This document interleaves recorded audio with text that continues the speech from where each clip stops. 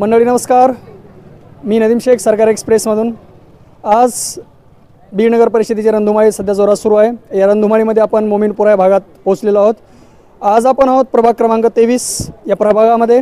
आपण जनतेतल्या मनातील प्रश्न आपण विचारणार आहोत. थेट उमेदवाराला सोबत जी चर्चा होईल यामधून. आपल्यासोबत आहेत प्रभाग क्रमांक 23मधून शरद पवार गटाचे उमेदवार खुर्शीद आलम साहेब, जे हाडाचे सामाजिक कार्यकर्ते आहेत. सोबतच दुसरे उमेदवार आहेत हमीद पालेकर साहेब. आपण सध्या उमेदवारांशी चर्चा करणार आहोत. आपण थेट उमेदवाराशी खुर्शीद आलम साहेब यांना विचारू की खुर्शीद आलम साहेब, तुम्ही हाडाचे सामाजिक कार्यकर्ते आहात, जनतेत उतरला आहात, काय वाटतंय, प्रतिसाद मिळतोय? अपेक्षापेक्षा मोठा प्रतिसाद मिळतोय. जनतेची भावना आहे म्हणून आम्ही निवडणुकीत उतरलो. सभा घेत आहे, घोषणा होत आहे. विद्यमान आमदार संदीप क्षीरसागर यांकडून आश्वासने मिळत आहे. आश्वासनावर आश्वासन, विकास होईल का येणाऱ्या पंचवार्षिकमध्ये? बिल्कुल विकास का मुद्दा, हमारा मुद्दे दो मुद्दे पर जो है तो महाविकास आघाड़ी सरकार है, महाविकास जो है ये विकास के मुद्दे पर और सेकुलर के मुद्दे पर जनता के सामने जा रही है. और जनता के पास जब हम जा रहे हैं विकास के मुद्दे पर और सेकुलरिज्म के मुद्दे पर, तो बहुत रिस्पांस मिल रहा है. अपेक्षा से ज़्यादा रिस्पांस हमको जो तो मिल रहा है. येणाऱ्या काळात तुमच्या मार्फत विकास कुठल्या प्रकारे होईल?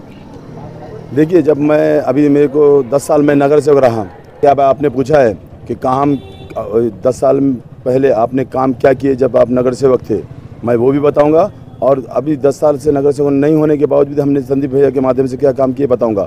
देखिए, जब 10 साल मैं नगर सेवक था, मैं सभापति रहा हूँ. बीड़ शहर को स्वच्छता का अवार्ड मेरे कार्यकाल में मिला है. बीड़ स्वच्छ रहा है. और रही बात प्रभाग की, तो प्रभाग में मैंने उस वक्त नगर परिषद हॉस्पिटल चालू किया है. 6 कंपाउंड वाल जो है तो कब्रस्तानों के किए हैं. रोड रास्ते नालियाँ मिलाकर 40 नए रास्ते किए हैं. सीसी रोड किए हैं. 4 पुल किए हैं और बहुत सारे काम किए हैं. रोड जो है तो किए हैं, खंबे और डिब्बे डाले हैं. बहुत सुविधा की थी उस वक्त. और रही बात अब ये नगर सेवक अभी बनने के बाद क्या करने वाले, तो वो ये है कि हमारे पास अभी 10 साल का गैप हो चुका. मुझे 10 साल से मैं नगर सेवक नहीं हूँ. 10 साल का गैप हो चुका है. उसमें जो है तो काम ज़्यादा बढ़ गए हैं. लोगों की मूलभूत सुविधा है, लाइट है, स्वच्छता है, पानी है और विकास काम है, ये करना है. और सबसे अहम जो काम हम हाथ पे लेने वाले हैं वो ये है कि प्रभाग क्रमांक 23 की जो रचना है उत्तर दक्षिण तकरीबन 5 किलोमीटर का रास्ता है, वो नाला है. और वो नाले की वजह से पानी लोगों के घरों में घुसता है. पानी और फुल होने के बाद लोगों के घरों में घुसता है और जानी माली नुकसान होता है. तो हमने अभी इस वक्त ये तय किया है कि अगला मिशन हमारा सबसे बड़ा रोड रास्ते नाले विकास के बाद सबसे बड़ा मिशन हमारा जो है तो वो नाला, जो बहुत बड़ा नाला है, उसको एक साइड से नाला और एक साइड से रोड बनाया जाए. इसके लिए हम जो है तो मेरे पार्टनर हमीद खान साहब, जो मेरे साथ नगर सेवक उम्मीदवार हैं, हम लोग ये काम को प्राधान्य देने वाले सब. खुर्शीद आलम साहेब, तुम्ही ज्या प्रभागातून येत आहे, प्रभाग क्रमांक 23 हा मुस्लिम बहुल भाग आहे. सध्या मुस्लिमांचा जो प्रतिसाद मिळतोय तो सेक्युलर म्हणून मिळतो का विकास म्हणून मिळतोय?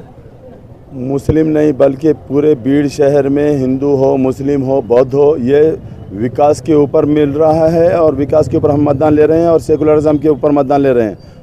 ये 2 ताकत हैं हमारी, महाविकास आघाड़ी की और यहाँ बीड़ शहर में संदीप भैया की क्षीरसागर की 2 ताकत है. एक है जो है तो हमारा विकास और दूसरा है हमारा सेकुलरिज्म. लोकसभा झाली, विधानसभा झाली, यामध्ये प्रचंड असा मताचा तुमच्याकडे कौल निर्माण झालेला आहे. मुस्लिम समाज असेल किंवा सगळ्यांचाच राहिलेला अनुशेष वाटतं का की येणाऱ्या पंचवार्षिकमध्ये तुम्ही कंप्लीट करणार आहात? 100%. माझ्यासोबत दुसरे उमेदवार आहेत हमीद पालेखान. त्यांचे उमेदवार आपल्याशी चर्चा करणार आहेत. काय वाटतं, प्रतिसाद मिळतो, जनतेत उतरलाय? बघा, ही निवडणूक आता नेत्यांच्या हातामध्ये न राहता जनतेच्या हातामध्ये गेलेली आहे. एकंदरीत सांगायचं जर म्हटलं तर जनतेने ही निवडणूक आपल्या हातात घेतलेली आहे. आणि निश्चितच येणाऱ्या 2 तारखेला तुतारीचे जेवढे पण उमेदवार आहेत, नगराध्यक्ष असो किंवा नगरसेवक असो, हे 100% निवडून येणार. आणि येणाऱ्या काळामध्ये 3 तारखेला तुम्ही निश्चितच बघणार की नगराध्यक्ष कुठल्या निकषावर तुम्हाला जनतेने निवडून द्यायला हवं? विकासाच्या निकषावर जनतेने आम्हाला निवडून द्यायला फक्त सेक्युलर म्हणून तुमच्याकडे आम्ही बघायचं नाही नाही सेक्युलरचं नाही, विकासाच्या दृष्टिकोनातूच आम्ही विकासाच्या मुद्द्यावरच मत मागत आहोत, लोकांपर्यंत जात आहोत. कारण की मागील 5-10 वर्षामध्ये ज्या लोकांना समस्या आहेत आपण बघितलेलं आहे की मध्यंतरी जे पाणी जे घुसलं आहे, त्या पाण्याची समस्या असो, स्वच्छतेचा अभाव आहे, नागरिक प्रत्येक म्हणजे लाईटीचे प्रश्न असो, 15-15 दिवस नळाला पाणी येत नाही, येतं ते स्वच्छ पाणी येत नाही आहे. ह्या गोष्टीचे आम्ही हे लोकांपर्यंत हे मुद्दे मांडत आहोत आणि या मुद्द्यातून लोकांचा आम्हाला एक उदंड आणि चांगला प्रतिसाद मिळत आहे. तर निश्चितच ह्या आधारावर आम्ही सांगत आहोत की जनता आमच्याबरोबर आहे. खुर्शीद आलम साहेब, रॅपिडमध्ये विचारतो की 3 तारखेला मोमीनपुरा असेल किंवा पूर्ण शहरभर असेल, तुतारीच्या वाट्याला मताचं समीकरण जरी झालं, येणाऱ्या 1 तारखेला देवेंद्र फडणवीसांची ते सभा आहे. परवा दिवशी अजित पवार आले होते, त्यांनी आश्वासनाच्या पाठीमागे आश्वासन दिली. वाटतं का त्या आश्वासनावर पूर्तता केली जाईल?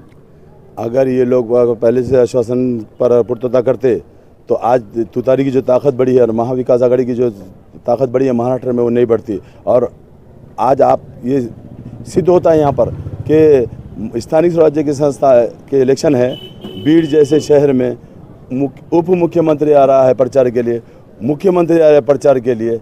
ये सबसे बड़ी हमारी जीत है कि हमसे जो है तो मुख्यमंत्री, उप मुख्यमंत्री और महाराष्ट्र की सरकार डर गई है हमसे, क्योंकि इन्होंने विकास नहीं किया. महाराष्ट्र की सरकार जो आप सरकार है, उन्होंने विकास नहीं किया, वो सिर्फ लड़ाने का काम हिंदू और मुस्लिम और बौद्ध में लड़ाने का काम किया है. त्या सभेतून आपण पाहिले की अजित पवारांनी थेट तुतारीच्या पक्षाच्या विद्यमान आमदारांवर थोडासा टीका केलेली आहे. जातीपातीचं राजकारणावर तुतारीवाले किंवा आज शरद पवार गटाचे जे काही नेते असतील, ते संग्राम जगताप या मुद्द्याला धरून कुठेतरी अजित पवारच्या पक्षाला खाली होण्याचं काम करताय का? 100%. आणि त्यांना श्रेय पण ते आश्रय पण त्यांचेच आहे. अहो, ते एक विद्यमान आमदार आहे, ते कसली भाषा बोलतोय, कसली घोषणा देतोय, कसली भाषण करतोय. ते आता त्यांची सरकार काय करताय, ते अजित पवार काय करतात? त्यांना एक नोटीस काढली का त्यांनी? पक्षातून काढण्याचं सोडावं, त्यांना पण नोटीस पण काढली नाही. त्यांना तर पक्षाबाहेर काढायला पाहिजे. हेच नाही, हे संग्राम जगतापच नाही, तो नितीश राणेचं ते मुलगा ते राणे पण तसं भोगतोय. आणि ते सरकार त्यांच्यावर त्यांच्या सत्तेमध्ये असतानाही सत्तेचा दुरुपयोग करतायत. मंडळी, आपण होतो प्रभाग क्रमांक 23मधून. दोन्ही उमेदवारांशी आपण चर्चा झालेली आहे. मुस्लिम बहुल भाग असेल किंवा बीड शहर असेल, या शहरांमध्ये विकासाच्या नावावर हे राजकारण आपण करतोय, लढतोय आणि लढूही या आश्वासनानं खुर्शीद आलम साहेब आणि त्यांचे सर्व उमेदवार मोठ्या ताकदीने ते उतरलेले आहेत. येणाऱ्या 3 तारखेला आपण गुलाल बघणार आहोत. परंतु विकासाच्या निकषावर जर इलेक्शन जर झाल्याच तर तुतारी आपल्या वाट्याला किती मतदान घेऊन येईल, किती विजयी घोषणा घेऊन येईल, हे आपल्याला पाहावं लागेल. मी नदीम शेख, सरकारी एक्सप्रेस, बीड.